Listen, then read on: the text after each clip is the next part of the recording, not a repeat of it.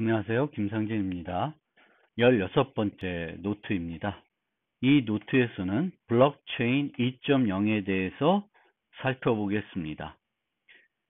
비트코인에서 블록체인을 이용해 가지고 탈중앙 암호화폐를 실현한 이후에 그것과 유사한 그것을 흉내내는 여러 가지 암호화폐들이 등장하였습니다.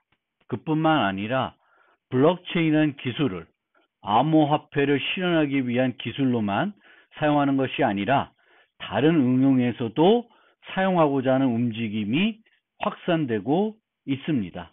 그런 전체적인 내용을 이번 챕터에서 살펴보고자 합니다. 이 블록체인 2.0이라는 개념은 이더리움이 등장하면서 나오게 된 개념입니다. 이더리움은 비트코인과 같은 또 다른 암호 화폐라고 볼 수 있지만 이더리움은 기존 비트코인하고는 큰 차이점이 하나 있습니다. 이더리움은 비트코인은 그 블록체인에 거래 정보를 기록해서 탈중앙 암호화폐를 실현하고 있습니다. 이더리움은 거래 정보를 블록체인에 저장하는 것이 아니라 프로그래밍 코드를 블록체인에 저장을 합니다. 그리고 이 코드들을 실행을 해서 어떤 응용들을 동작하게 만듭니다. 그 응용 중에는 암호화폐의 용도인 거래들도 있지만 다른 용도들도 충분히 실현할 수 있는 기능입니다. 이것이 바로 블록체인 2.0이라고 하는 것입니다. 코드를 블록체인에 저장하고 그 코드를 실행해서 뭔가 동작하게 우리가 소위 말하는 D앱, 탈중앙화된 앱을 만들 수 있게 하는 요소가 되는 것입니다. 그것을 우리는 블록체인 2.0이라고 합니다. 그래서 이 챕터에서 전반부는 주로 이더리움에 대해서 자세히 살펴봅니다. 그리고 이더리움 말고 많은 종류의 이제 암호화폐들이 등장했는데 비트코인 이후에 중요한 알트코인들도 몇 가지 소개를 하겠습니다. 이 블록체인이라고 하는 것은 분산 합의를 해주는 기술입니다. P2P 네트워크에 여러 노드들이 있는데 이 노드들이 다 동일한 정보를 유지해야 됩니다. 그것을 해주는 기술로 블록체인 그리고 작업 증명이라는 것이 들어가 있는 것입니다. 그런데 이 작업 증명 POW라고 하는 기술은 많은 그 컴퓨팅 파워를 요구합니다. 그 컴퓨팅 파워를 요구하기 때문에 속도도 느리고 확정해야 되는 속도도 느리고 많은 전기를 소모하게 됩니다. 그래서 다른 형태의 증명 기술들, 블록체인을 실현할 수 있는 다른 증명하는 기술들, 분산 합의하는 기술들이 등장하게 됐는데 그것에 대해서도 좀 살펴보고자 합니다. 그리고 끝으로 이 암호화폐들과 블록체인의 미래에 대해서 간단하게 살펴보고 마무리를 하겠습니다. 자, 블록체인이 어떻게 발전하고 있는지부터 간단하게 살펴보겠습니다. 비트코인, 즉 암호화폐를 실현하기 위해서 블록체인이라는 기술을 사용하게 되었습니다. 이 블록체인은 POW라고 하는 작업 증명이라는 그 분산합의 기술을 사용해서 만들어졌습니다. 이 블록체인에는 트랜잭션들을 저장했고요. 그래서 이 블록체인을 다른 말로 분산 원장이라고 하였습니다. 이 데이터들은 특정한 노드에 중앙집중적으로 유지되는 것이 아니라 P2P 네트워크에 수많은 노드에 동일한 정보를 유지하게 됩니다. 그래서 이 블록체인은 분산 합의를 해주는 기술이 됐고 불가역성을 보장합니다. 이 블록체인에는 데이터를 저장할 수 있지만 새로운 데이터들을 저장할 수 있지만 기존 저장된 데이터들을 삭제하거나 수정을 할 수 없습니다. 그런데 이런 데이터들, 트랜잭션들을 저장했는데 왜 트랜잭션들만 저장하냐? 다른 데이터도 저장하자라는 움직임들이 나타났고 그 데이터들 중에 두 가지 핵심적인 데이터가 있습니다. 하나는 프로그램, 소스 코드의 저장입니다. 그리고 또 하나는 디지털 자산입니다. 이 디지털 자산은 우리가 생각해 볼 수 있는 디지털 자산은 영상, 이미지, 또 무비, 여러 가지 자산들이 만들어질 수 있어요. 디지털로 자산화되는 거죠. 실물을 대신할 수 있는 어떤 기록물, 그것이 자산으로 바뀔 수가 있습니다. 심지어 부동산도 그 부동산을 소유하는 증거물, 디지털 자산이 그 부동산을 대신할 수도 있는 거죠. 그런 것들이 블록체인에 저장될 수 있습니다. 그래서 이 프로그램이 소스 코드가 이제 저장이 됨으로써 블록체인 2.0이라는 기술이 나왔습니다.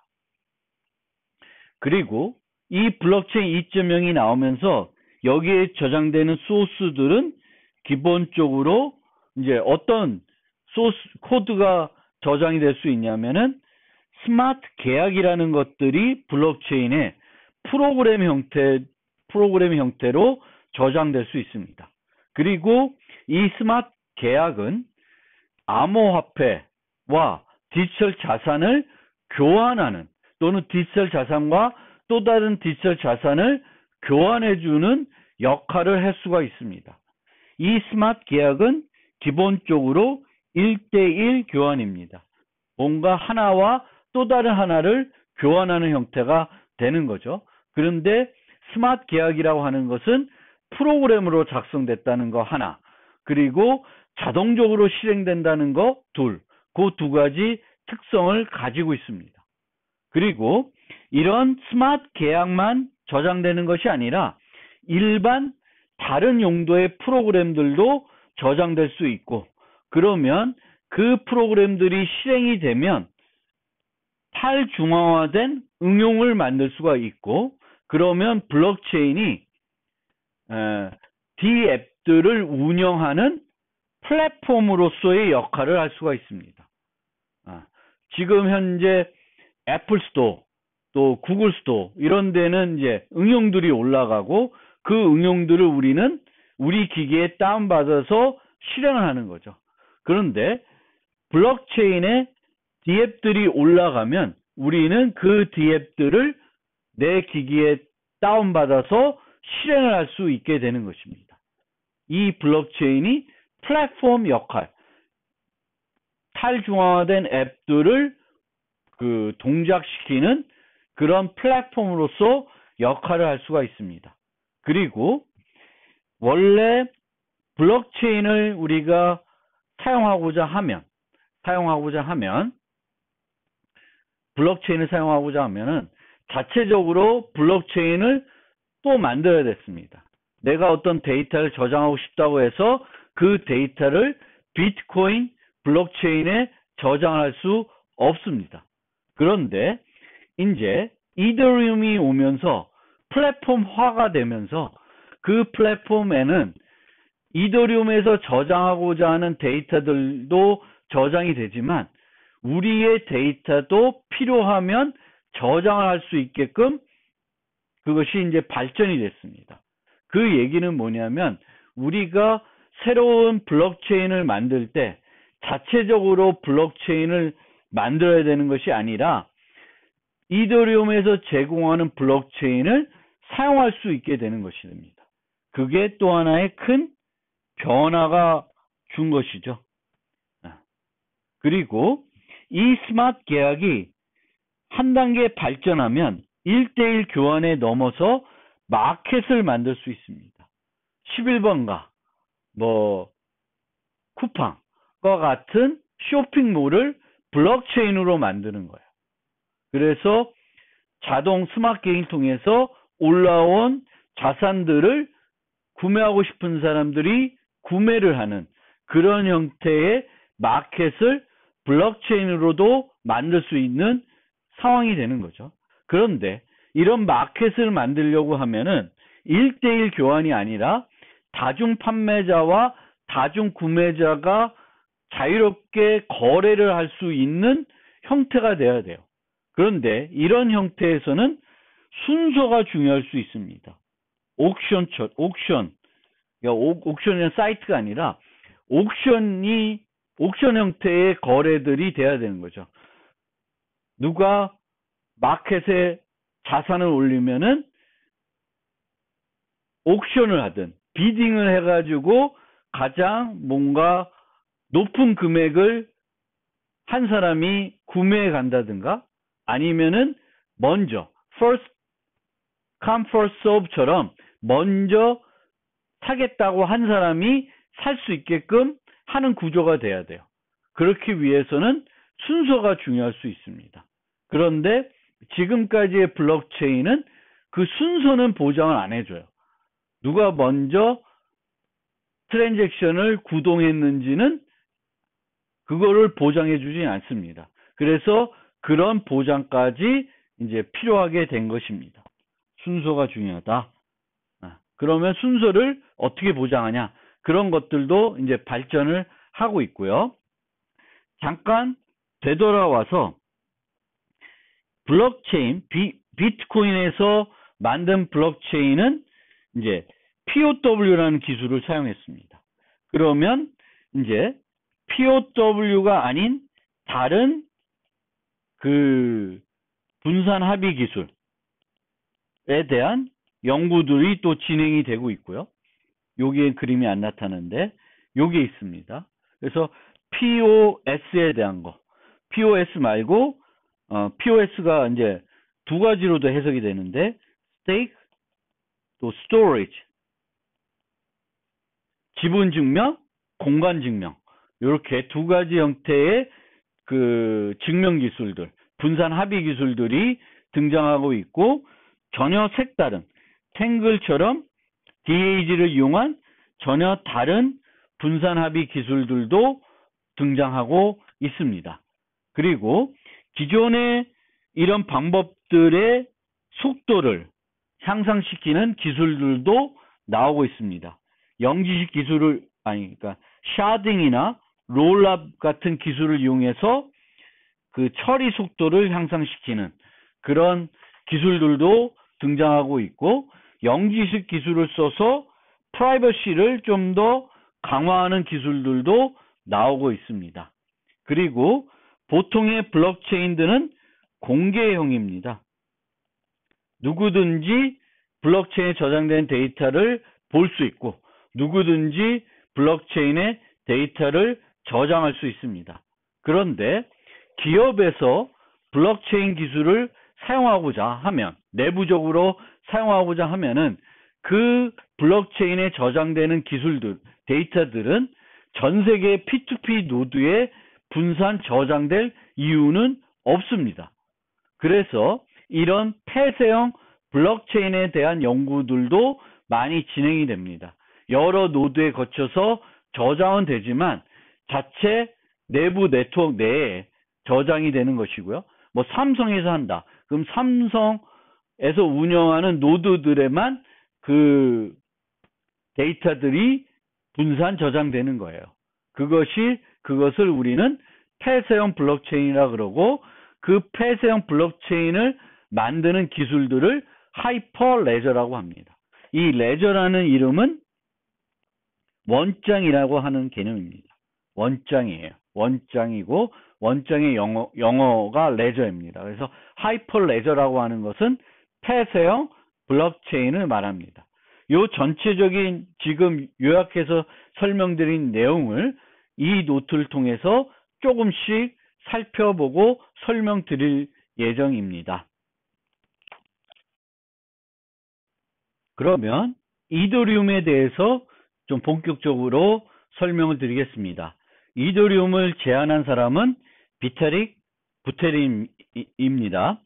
그리고 이제 비트코인과 달리 사토시 나카모토는 누구인지 모르고 그 사람이 이제 그 비트코인 운영에 관여하지 않습니다. 그런데 이더리움은 이 부테린이 지금도 핵심적으로 관여하고 있습니다.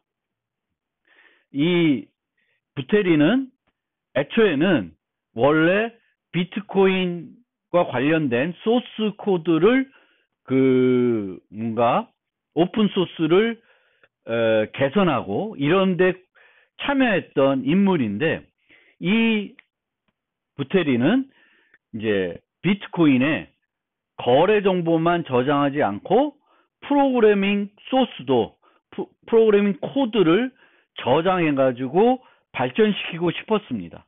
그런데 비트코인에 그것을 실현하는 것이 힘들다는 것을 알게 되고 나서는 새로운 별도의 그 암호화폐를 만들었고, 그것의 이름을 이더리움이라고 하였습니다. 이 이더리움의 가장 핵심 특징은, 또 비트코인과 다른 점 많지만 가장 핵심적인 특징은 이제 블록체인에 거래 정보를 저장하는 것이 아니라 소스 코드를 저장하는 그런 방식을 사용하고 있습니다. 그래서 그것 때문에 이더리움을 프로그래머블 마니라고 합니다. 프로그래밍이 가능한 화폐, 뭐 이렇게 얘기를 하고 있습니다. 그리고 여기에 저장되는 코드를 스마트 컨트랙트라고 합니다. 기본적으로는 거래를 위한 코드가 되지만, 실제 나중에 설명드리겠지만 일반적인 튜링 완전한, 그러니까 모든 형태의 코딩이 가능한 그런 어떤 완전한 프로그래밍 언어로, 우리가 알고 있는 자바, 뭐 C++ 이런 언어를 사용하고 있기 때문에 뭐든지 코딩할 수 있는, 특정한 요소만 코딩할 수 있는 제한적인 언어가 아니라 일반적인 언어를 이용하기 때문에 실제 올라갈 수 있는 블록체인에 올라갈 수 있는 코드는 제한이 없는 거죠. 그런 측면에서 이 스마트 계약이라고 하지만, 뭐 스마트 계약이기 때문에 A에서 B로 어떤 돈을 이동시키는 그런 코드뿐만 아니라 다양한 코드를 올릴 수 있습니다. 이더리움은 비트코인에서는 거래하는 통화를 BTC라고 얘기하는데, 이더리움에서는 이더라고 합니다. 그리고 ETH라고 표현을 합니다. 그래서 이더리움도 암호화폐인데, 그 암호화폐에서 주고받는 통화의 단위는 이더라고 합니다. 그런데 이 이더는 원래 이 비트코인을 이용해 가지고 일반적인 물건들을 구매할 때 사용할 수 있는 암호화폐를 만드는 것이었습니다. 지금은 실제 비트코인을 이용해 가지고 뭐 커피를 산다든지 인터넷에서 물건을 산다든지는 안 하지만, 뭐 할 수 없는 건 아니지만 안 하지만, 이더리움은 아예 처음부터 그것을 상정하지는 않았습니다. 그러니까 이더를 가지고 물건을 구매하는, 소액 결제하는데 사용하고자 하지는 않았습니다. 이더는 아예 처음부터 D앱을 운영할 때 그 운영되는 비용을 지불하기 위한 어떤 토큰으로, 암호화폐로 사용하기 위해서 만들어진 암호화폐다, 코인이다 이렇게 생각하시면 되겠습니다. 일반 물건을 살 때 사용하는 코인이 아니라 프로그램을 실행할 때 그것을 실행하기 위해서 비용을 지불해야 되는데 그 지불할 때 사용하기 위한 화폐로 사용하기 위해서 제안이 된 것입니다. 물론 이 이더도 현재 그 암호화폐 거래소에서 거래가 되고 있고 이 이더는 이제 실물화폐로 환전을 할 수가 있습니다. 작년까지만 해도 그 금액이 얼마 되지 않았어요. 비트코인과는 많은 금액적인 차이가 있었습니다. 지금도 차이가 있지만 현재는 한 1이더가 450만 원 정도 하고 있습니다. 이더는 이렇게 그 소액 결제를 위해서 만들어지는 화폐가 아니기 때문에 애초 처음 그 이더리움을 그 운영할 때 7,200만 개를 만들어서 배포를 했습니다. 그리고 뭐 이 중에 많은 것은 부탈린이 가졌지만 나머지들은 다 이 사람 저 사람한테 그 배포를 해서 운영이 되게끔 하였고요. 매 블럭마다 5개씩 발행을 하고 있습니다. 그리고 매 블럭은 그 비트코인은 10분마다 새로운 블럭이 만들어지지만 이더리움은 15초마다 새 블럭이 생성이 됩니다. 그래서 이더리움은 15초마다 5개씩 발행이 되고 이 발행은 중단되지 않습니다. 계속 발행을 합니다. 비트코인은 10분마다 블럭이 생성이 되고 그때마다 일정한 그 비트코인이 발행이 됩니다. 그리고 총 설정된 사토시 나카모토가 설정한 그 비트코인 수가 만들어지면은 그 이후부터는 발행하지 않습니다. 이거는 이 화폐는 이제 그렇게 만들어지고 나서는 그것만 가지고 통용되기를 원한 거죠.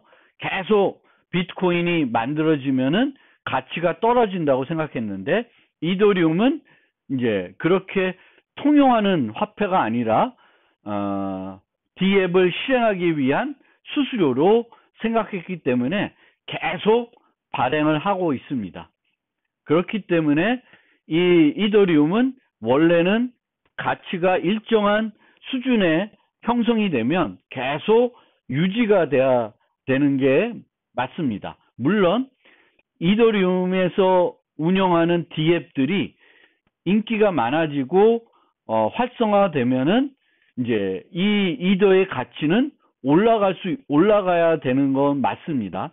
그렇지만 지금처럼 이렇게 암호화폐가 거래되듯이 해서 막 치솟는 그런 거는 원래는 안 맞는 거예요. 이 이더리움하고는 맞지 않는 것입니다. 그럼에도 불구하고 이더리움도 이제 비트코인처럼 상당히 중요한 그 투기하는 목적으로 이더리움을 구매해서 갖고 있는 사람들도 많아지고 있기는 합니다. 이더리움은 그 코드를 이제 블록체인에 올리는데 이때 솔리디티라는 솔리디티만 가지고는 안 하고 여러 가지 언어들이 있어요.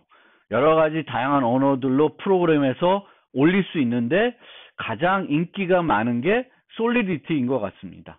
그리고 솔리디티뿐만 아니라 다른 언어들도 다 튜링 완전하다라고 얘기하는데 이 튜링 완전하다는 것은 우리가 사용하는 일반 고급 프로그래밍 언어 자바, C#, C++처럼 프로그램 하는 데 있어서 제한이 없는 그런 프로그래밍 언어다라고 이해하시면 되겠습니다. 그리고 이렇게 프로그램을 블록체인에 올리면 어떤 이점이 있냐 하면은 프로그래밍 코드 자체는 모호하지 않다는 거예요. 이제 누가 보면 코드를 읽을 줄 아는 사람이 보면은 이 코드가 실행이 돼서 뭘 할지는 명확하다는 거예요. 그 다음에 블록체인에 등록됨으로써 불가역성이니까 블록체인은 기본적으로 무결성까지 보장됩니다. 이 소스 코드에 뭔가 바이러스를 넣고 이런 것들이 가능하지 않은 거죠. 한번 올라간 코드는 수정할 수가 없는 거예요. 변할 수가 없습니다. 그래서 그게 장점이지만 단점이 될 수 있습니다. 코드가 올라가면 수정이 안 되죠. 그렇죠? 수정을 못하는 거예요. 갱신을 못하는 거예요. 그래서 그런 특징도 갖고 있습니다. 이 코드는 각 참여자 P2P 노드에서 실행할 수 있는데 그 실행을 하기 위해서는 EVM이 설치되어 있어야 돼요. 그러니까 이게 어떤 개념이냐면 자바와 같이 자바 코드는 JVM이 있으면 어디서나 실행할 수 있고 어디서나 실행했을 때 그 결과는 동일합니다.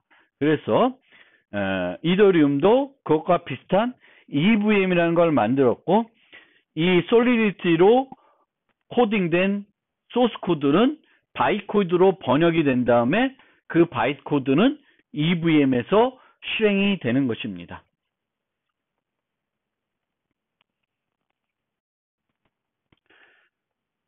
비트코인과 이더리움이 다른 또 하나의 중요한 특징은 비트코인은 UTXO 기반이고 이더리움은 계정 기반입니다.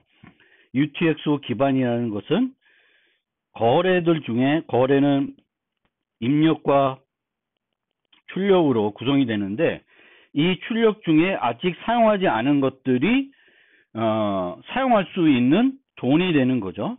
그래서 주소 A로 되어 있는 여러 출력들을 다 모아야지만 특정 사용자가 보유한 총액이 얼마인지 알 수 있습니다. 그런데 계정 기반은 이더리움 계정 기반을 쓰고 있는데 계정 기반이라는 거는 A 사용자는 현재 보유액이 뭐 10,000원이다. 이런 정보를 유지하는 거예요. 이 UTX 기반에서는 유지하지 않습니다. 이거를 알라 그러면은 그 비트코인에 있는 이 모든 비트코인 블럭에 있는 A 주소에 해당되는 출력들을 사용하지 않은 출력들을 다 모아야 합니다. 물론 UTX 그 지갑들이 사용자의 지갑이 그 정보들을 늘 유지하고 관리하고 있죠. 그래서 이 사용자가 얼마를 보유하고 있고 어느 블럭에 지금 사용할 수 있는 돈들이 있는지 그 정보를 지갑이 유지합니다. 그런데 이더리움에서는 그렇게 하지 않고 총액을 늘 보관하고 있습니다. 별도 블럭에 보관하고 있어요.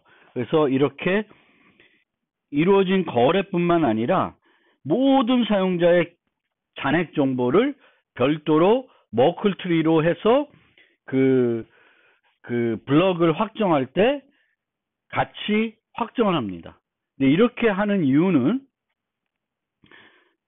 자율정보 유지하는데 이렇게 하는 이유는 이 이더리움은 프로그래밍을 해야 돼요.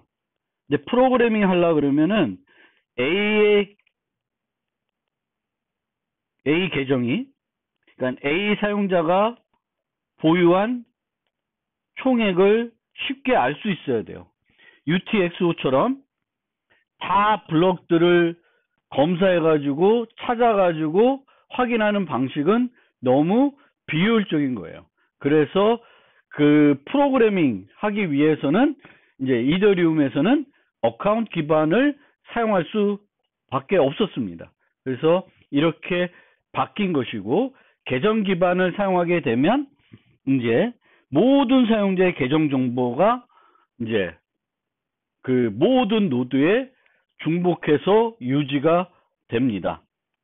그러면 두 개를 비교해 보면은 계정 기반은 기존 은행 모델과 같습니다. 그래서 좀 더 일반적인 사람들이 이해하기에는 더 직관적인 모델입니다. UTXO는 트랜잭션 내용이 복잡합니다. 입력과 다중 입력과 다중 출력으로 구성되어 있습니다. 요거는 여기 밑에 있는 테이블에서 한번 봅시다. UTX 기반에서는 어떤 트랜잭션을 만들면 이 트랜잭션의 모든 입력은 유효해야 되고요. 유효하다는 것은 아직 지불에 사용하지 않은 출력이어야 됩니다. UTXO여야 한다는 거고요.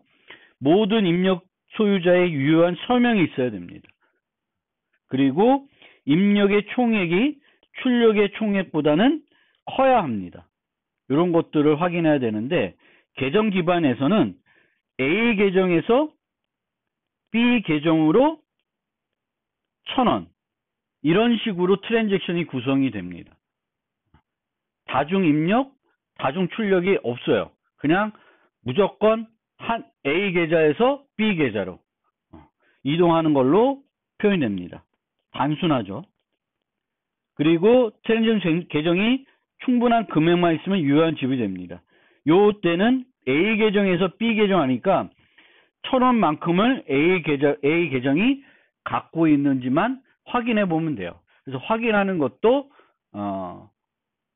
쉽다 이런 거죠. 물론 늘 얘를 유지하기 위한 비용이 들지만 얘가 유지되어 있기 때문에 검사하는 거는 얘를 이용해서 쉽게 검사할 수 있고 거래 내용들은 되게 단순합니다. 다중 입력, 다중 출력이 없어요. 그런 차이가 있고요. 잔액만 유지하기 때문에 근데 얘는 재존성 문제가 있을 수 있습니다.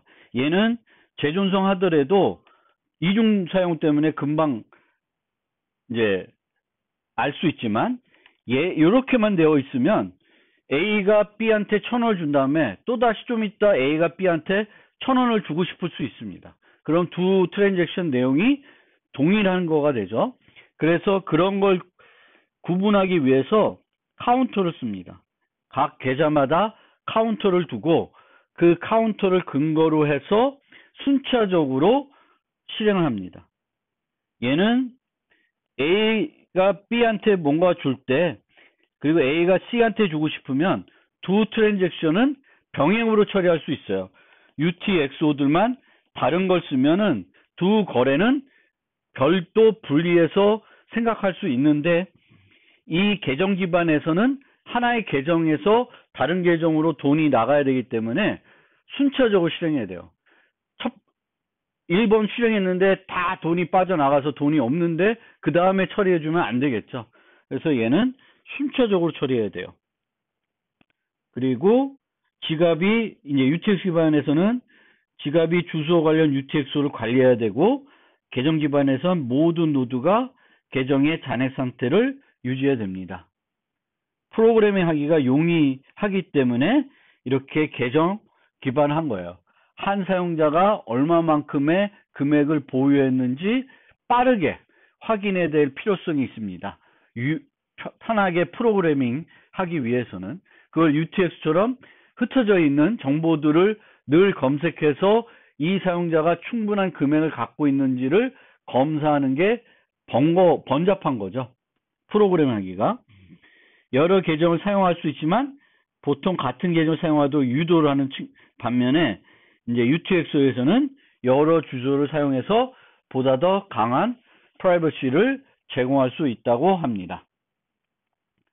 그리고 이제 비트코인에서는 입력과 출력의 차이로 수수료를 지불합니다.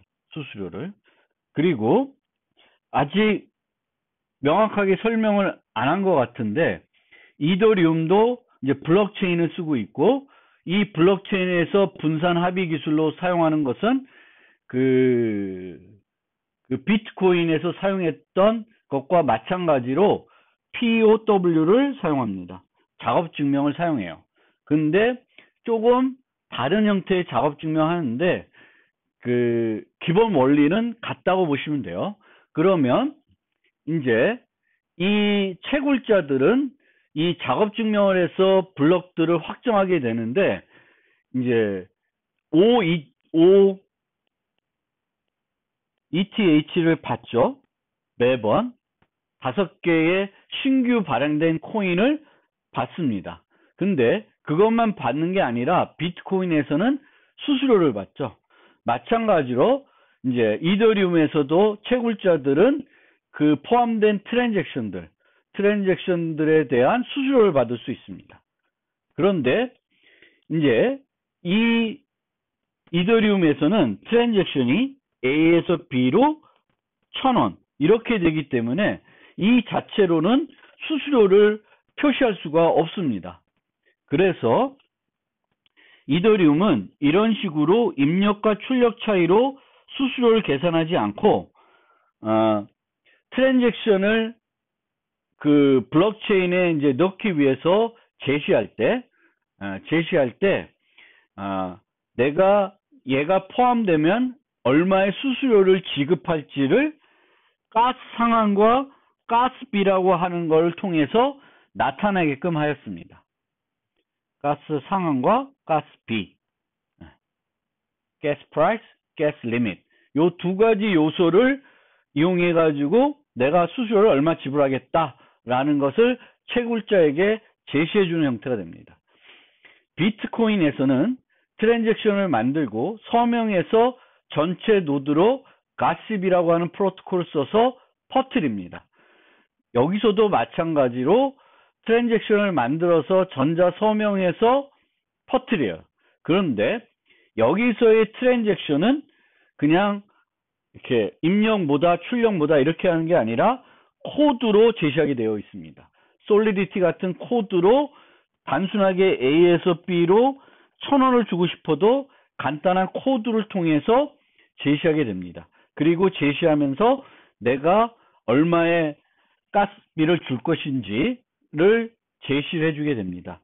왜 이런 개념을 사용하냐면은 이거는 마치 우리가 이제 자동차를 운행하려고 그러면은 주유소에 가서 기름을 보충해 줘야 되겠죠. 그런데 이 주유를 할 때 주유비를 내야 되는데 이제 주유비는 1리터당 금액은 고정되어 있지 않죠. 매일 변할 수 있고 주유소마다 다른 금액일 수 있습니다. 이것과 유사하게 만들기 위해서 가스 상환과 가스비라고 하는 것을 제시했습니다. 어떻게 동작하는지 설명드리면 트랜잭션은 코드라고 그랬어요. 그러면 채굴자들은 그 코드를 이제 사용자가 트랜잭션 코드를 만들어서 전자 서명해서 이제 가시 프로토콜 통해서 그 이더리움 P2P 네트워크로 전달하면 채굴자들은 그걸 받을 것이고 채굴자를 받으면은 요번 블럭에 포함하고 싶으면은 그것을 실행을 하게 됩니다. 그리고 자기의 이제 EVM에서 그걸 실행하게 되는데 이 실행하게 되면은 얼마의 가스가 소모했다는 것이 나옵니다. 그러니까 기본 연산 수행에 필요한 가스가 결정되어 있어요. 고정되어 있습니다. 그러면은 내가 받은 트랜잭션이 있는데 T가 있는데 얘를 실행했어요. 그런데 가스비가 30이 소요됐어요. 만약에 내가 가스 상한을 20으로 제시했다. 그러면은 초과였잖아요. 그러면은 이 트랜잭션은 포함하지 않습니다. 포함하지 않고 무효화가 돼요. 근데 무효화가 되지만 그 수수료는 그대로 지급됩니다. 그러니까 이 상한에 대한 가스비를 곱해서 그 수수료는 또 이 그 채굴자의 것이 됩니다. 그렇기 때문에 내가 실제 필요한 가스 상한보다 적은 금액을 제시하면은 안 돼요. 오히려 내 손해입니다. 그러면 내가 50을 제시했어요. 그러면 실행이 30만 소요됐어요. 그러면은 50을 가져가는 게 아니라 30을 가져갑니다. 근데 30인데 그 30, 1가스당 비용은 트랜잭션을 제출한 사람이 결정하는 거예요. 그러니까 A는 1을 제시할 수도 있고 어떤 사람은 2를 제시할 수도 있습니다. 2를 제시했는데 소요된 가스가 30이면은 60을 채굴자가 받게 되는 거고 1이면은 30, 0.5면 15를 받게 되는 겁니다. 이걸 통해서 이제 실제 그 지불되는 수수료를 조절할 수 있습니다. 그래서 항상 이 이더의 금액은 변동이 가능하기 때문에 그 오늘날 이더의 금액을 보고 적절한 금액의 가스비를 주면 돼요. 그러면 채굴자들은 가스비가 많이 책정된 그 트랜잭션 위주로 실행을 해가지고 블럭에 포함해서 확정을 해주게 됩니다. 이런 형태로 이 이더리움에서는 그 수수료 지급이 이루어지게 되겠습니다.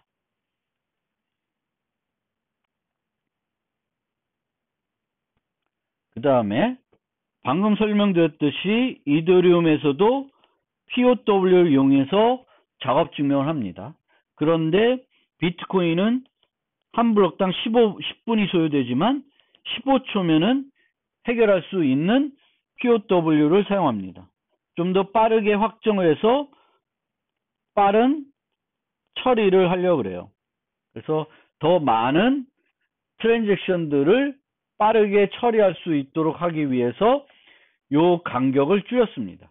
근데 15초마다 10분에 하는 거를 15초로 줄이게 되면은 어떤 문제가 발생하냐면 임시 포크가 더 빈번하게 발생합니다.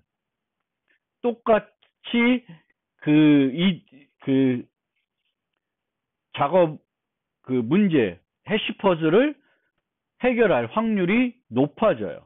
그래서 이런 문제들 때문에 이더리움은 유효한 블럭이지만 체인에 포함되지 못한 블럭들을 엉클이라고 그러고, 이 엉클들을 만든 그 채굴자에게도 일정한 금액을 보상해 줍니다.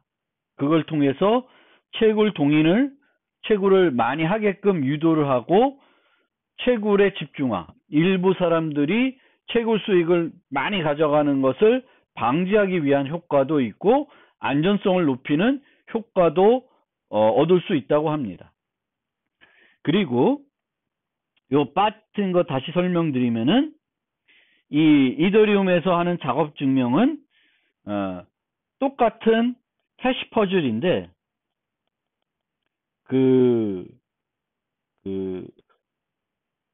비트코인에서 사용하는 것과 달리 ET 해시라고 하는 알고리즘 써요. 그리고 이 알고리즘은 메모리를 많이 요구하기 때문에 ASIC이나 FPGA로 구현하기가 가능하지 않습니다. 그래서 좀 더 그 환경 친화적이라고 하기는 합니다. 그래서 그렇게 돈 많은 사람들이 전용 칩들을 많이 만들어서 늘 이기는 그 게임을 못하게끔, 또 많은 전기 소모가 필요 없게끔 이제 특별한 해시 함수를 써서 이제 사용을 하고 있습니다. 그리고 그런 이유들 때문에 ASIC이나 FPGA를 사용할 수 없고 GPL을 이용한 채굴만 하고 있습니다. 이 이더리움에서는 다른 형태로는 채굴이 안 되고 있고요. 궁극에는 지금 부타리는 이더리움 2.0으로 하드포크를 할 예정인데, 이 2.0이 되면은 캐스퍼라고 하는 지분 증명 방식으로 전환을 목표로 하고 있습니다.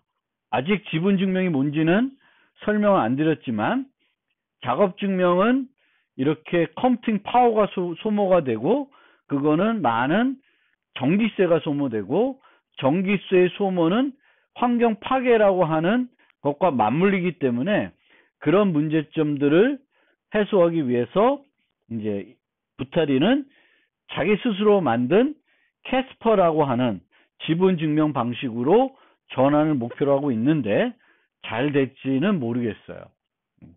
일부 또 반대하는 사람들도 있을 것 같고요. 그렇게 되면은 또 갈래가 또 쪼개지는 그런 현상이 벌어질 것 같습니다. 비트코인이 비트코인과 비트코인 캐시 또 비트코인 골드로 이렇게 하드포크 된 것처럼 이더리움 2.0으로 아직은 안 넘어갔는데 넘어가게 되면은 또 기존 이더리움은 또 계속 GPU형 채굴하는 그 ET 해시를 이용하는 그 방법도 계속 존속될 수도 있을 것 같습니다. 스마트 계약에 대해서 설명해 드리겠습니다. 이제 그 이더리움에 올라가는 코드들을 우리는 스마트 계약이라고 해요. 그런데 이 스마트 계약, 자동 실행되는 계약들, 프로그래밍 코드로 작성이 되는 계약들을 이제 스마트 컨트랙트라고 하는데, 이 스마트 컨트랙트라는 개념은 부탈린이 먼저 제안한 개념은 아니고 닉 자보라는 사람이 1996년도에 이미 소개한 개념이에요. 근데 이 개념이 이제 이더리움을 통해서 현실화된 걸로 생각하시면 되겠습니다.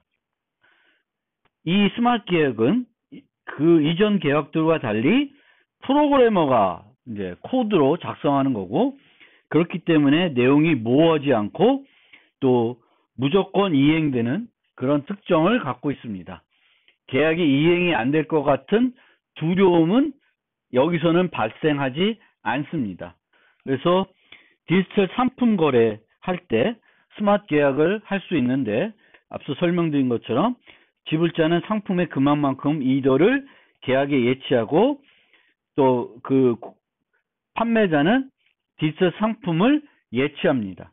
그리고 조건이 만족되면 자동으로 각자에게, 이쪽 판매자에게는 이더가, 이쪽에는 디지털 상품이 전달되게끔 스마트 계약을 작성할 수 있습니다. 그리고 뭐 이런 내기 경기도 할 수 있어요. 그래서 A, B가 둘 다 축구 경기에 대해서 내기를 하고 싶다. 그러면 스마트 계약을 작성해 가지고 둘 다 뭐 1, 2더씩을 여기다가 예치를 합니다. 그리고 내일 그 경기가 끝나면은 그 좀 안전하게, 또 장난치면 안 되니까 누군가 안전하게 현재 경기 결과 기록을 전달하면은 그 결과를 보고 이 스마트 계약이 자동 실행이 돼서 모든 돈을 그 위너한테 다 쏴주는, 다 보내주는 그런 방식의 스마트 계약 프로그램도 작성할 수 있습니다. 스마트 계약의 단점은 계약이 등록이 되면 취소할 수가 없어요.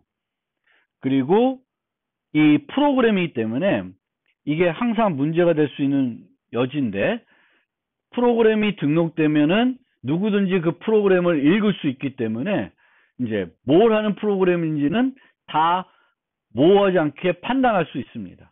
그런데 만약에 프로그램에 오류가 있는 상태대로 등록이 되면 그 오류를 포함해서 실행이 될 거고, 그렇게 실행이 되면은 원하는 결과를 얻지 못할 수 있습니다. 그렇지만 그거를 되돌리는 게 너무 힘든 거죠. 그리고 아직은 그 법적 보호를 받을 수 있는 것은 아닙니다. 이 스마트 계약의 장점은 요약을 하면은 자율성, 중재자 없이 자동 실행된다. 계약을 강제하기 위한 추가적인 장치가 필요 없다. 등록하는 순간 그걸로 끝입니다. 조건이 충족되면 자동 실행되게 되어 있습니다. 계약이 투명하고 자동적으로 실행되기 때문에 안전하기 때문에 믿을 수 있다. 이렇게 얘기하고, 백업도 자동됩니다. 이 블록체인이기 때문에 자동적으로 전 세계 모든 이더리움 노드에 저장이 됩니다. 그리고 안전하다.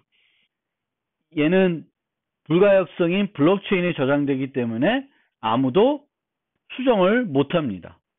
신속성, 프로그램 코드가 실행되는 거기 때문에 자동 실행되고 빠르게 실행될 수 있다는 이점이 있습니다. 경제성, 중재자가 필요 없기 때문에 경제적이다. 그런 거죠. 뭐 부동산을 거래하는데 부동산 중개 수수료를 낼 필요가 없는 거죠. 그 다음에 정확성, 소프트웨어 처리되기 때문에 실수에 의한, 여기 실수는 인간 실수에 의한 오류는 발생하지 않을 수 있어요. 프로그램이 코렉트하다면. 뭐 이제 실제 계약들은 뭔가 이행하는 과정에서 사용자들이, 그걸 이행한 사람들이 뭔가 인간적인 실수들을, 인간 실수, 휴먼 에러를 할 수 있는데 이거는 그렇지 않다는 것입니다. 그래서 실제 그 솔리디티를 이용한 코드는 이런 형태로 작성이 이루어집니다. 자바, C# 이런 모습과 매우 유사합니다. 자바스크립트 이런 것과 비슷하게 작성할 수 있어요. 코드가 뭐 저는 공부는 안 해봤지만 코드를 딱 보면 뭐 어렵지 않을 것 같아요. 일반적인 프로그램 하는 게 뭐 우리가 GUI 프로그래밍 하는 요소도 아니기 때문에 이제 내부적으로 이제 그 핵심 그 해야 되는 요소들은 되게 심플하게 작성이 될 수 있다. 그래서 from, to로 요만큼을 이체해라 라는 transfer from 코드가 이렇게 생겼습니다. 밸런스들을 검사하고 그 밸런스가 부족하면 throw하고 뭐 그렇게 되어 있습니다. 마이너스 이퀄로 플러스 이퀄로 하고 이제 이런 식의 어떤 코드들이 코드가 작성이 되는 것입니다. 계정의 종류. 그래서 그 이더리움은 어카운트 베이스라고 그랬죠. 그래서 모든 사용자들은 하나 이상의 EOA를 갖고 있습니다.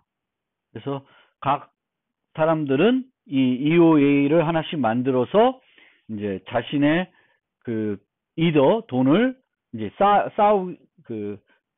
축적하는 거죠. 거기서 이 계좌에서 또 다른 계좌로 이동할 수 있는데, 이제 스마트 컨트랙트를 작성을 해서 이 스마트 컨트랙트를 이제 올림으로써 컨트랙트 어카운트를 만들 수 있습니다. 그래서 아까처럼 내기를 했다 그러면은 그 내기 프로그램 계정이 하나 만들어진다고 생각하시면 돼요.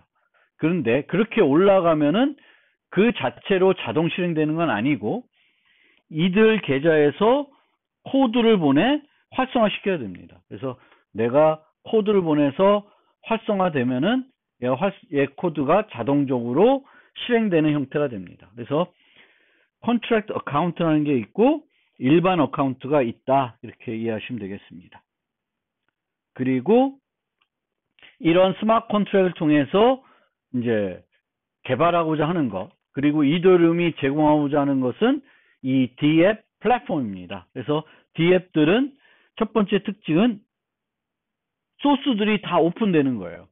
블록체인에 등록이 되는 거기 때문에 신뢰성이 높고 또 안전하다. 소스 자체가 블록체인에 들어가기 때문에 이제 수정이 가능하지 않습니다. 그런데 수정이 가능하지 않으니까 요 밑에 소스 갱신이 어려울 수도 있습니다. 그래서 이 DApp이라는 것은 여러 개의 스마트 계약을 만들어서 등록해서 만들어지게 되겠습니다. 그리고 이런 DApp들은 내부 통화를 사용해서 이 DApp이니까 얘가 실행이 되려면은 이제 가스 상황과 가스비를 통해서 돈을 지급해야 돼요. 그러니까 DApp은 무료가 없어요. 항상 유료입니다. 그런데 이 DApp들은 또 기존의 앱들과 달리 사용자에게 토큰 형태대로 인센티브를 지급할 수 있습니다. 조금은 기존과 다른 거죠. 페이스북, 트위터 있다고, 유튜브가 있다고, 뭐 유튜브는 좀 다르네. 유튜브는 뭐 이렇게 많은 영상을 올리고 그러면은 이제 수익금을 주긴 하죠. 그런데 이제 페이스북이나 뭐 트위터 같은 경우에는 계정 내가 막 글을 올린다고 해서 직접적으로 수입을 페이스북에서 돈을 주는 건 아니죠. 근데 이제 탈중앙 앱, DApp, 이 블록체인을 이용하는 DApp에서는 이런 어떤 활동에 대한 보상을 그 자체적으로 사용하는 토큰을 통해서 지급을 해줄 수 있습니다. 그리고 P2P 네트워크에 동작하니까 단일 18점이 없어요. 특정한 노드가 동작 안 한다고 이 앱이 동작을 안 하는 건 아닙니다. 그리고 앱을 통제하는 단일 주체가 없습니다. 누군가 만들어서 올리고 나면 그 사람은 거기에 대한 어떤 권한이 없습니다. 그냥 그 자체로 돌아가는 거예요. 페이스북, 트위터는 우리가 페이스북에 글을 올리고 막 우리 스스로 쓰지만 그 프로그램이 동작하는 원리, 그 데이터베이스를 통제하고 하는 건 페이스북 회사, 트위터 회사가 하는 거죠. 그런데 D앱을 만들게 되면은 이제는 그 회사라는 개념이 없어요. 그 각자가 서로 수수료를 지불하고 해야 되겠고, 그것이 실행이 되면서 다른 사람한테 이득을 주는 거지, 이제 어떤 회사 사람한테 이득이 가게끔, 또는 그 회사 사람이 이걸 개발한 사람이 뭔가 수익을 창출할 수 있도록 다른 형태로 수익 창출을 할 수 있지 모르겠지만 이제 그렇습니다. 그래서 앱을 통제하는 단일 주체가 없다. 모바일 앱과 비교를 하면은 모바일 앱, 일반적인 우리가 사용한 모바일 앱은 중앙 서버와 연계돼서 서비스하는데 D앱은 분산된 블록체인을 활용한다. 그런 면에서 단일 실패점이 없기 때문에 그런 이점이 있습니다. 그런데 프론트엔드는 모바일 앱이나 D앱이나 똑같이 보통은 이제 웹 기반으로 또 만들게 되겠죠. 얘가 스마트 컨트랙트와 연계를 해서 뭔가 이제 서비스가 동작하게끔. 우리는 웹 인터페이스 통해서 그 블록체인에 있는 그 스마트 계약들과 상호작용하는 형태대로 프로그램이 구동한다고 생각하시면 되겠습니다. 그리고 방금 말씀드렸듯이 이 D앱들은 유료예요. 사용할 때 토큰을 지불해야 되겠고, 또 사용함에 따라서 토큰을 통해서 인센티브를 받을 수 있습니다. 그런데 이제 이더리움은 플랫폼 형태대로 ETH가 있지만 여기서 암호 토큰들을 발행할 수 있도록 해줘요. 그러면 내가 D앱을 만들면서 토큰을 하나 발행하겠다고 만들면 돼요. 그래서 이 토큰들이 있어야 이 앱을 사용할 수 있는 거예요. 사용료로 ETH 사용하는 것이 아니라 얘를 쓰는 거예요.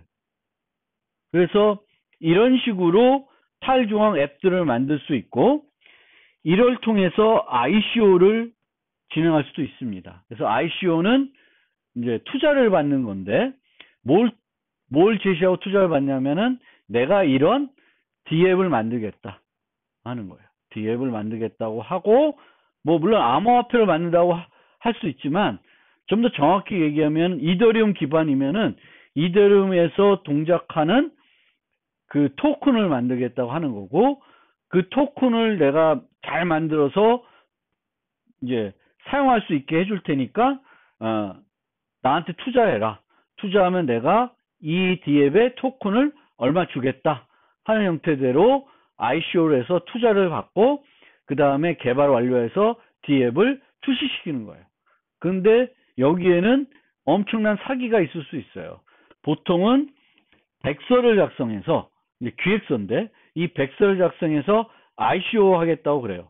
그러면은 여러 사용자들이 그 가능성을 보고 투자를 하는데, 이 백서를 만들어 가지고 D앱을 개발하겠다고 한 그 주체가 그냥 투자만 받고 배째일 수 있어요. 아무것도 안 할 수도 있고요. 투자를 받았는데 그 앱을 성공적으로 개발하지 못할 수 있습니다. 성공적으로 개발했는데 이제 아무도 안 써서 가치가 없어서 투자한 금액을 회수하지 못할 수도 있습니다. 그래서 이런 특징을 가지고 있습니다. 이걸로 이더리움에 대한 설명을 마무리하고 다음 이야기로 넘어가겠습니다.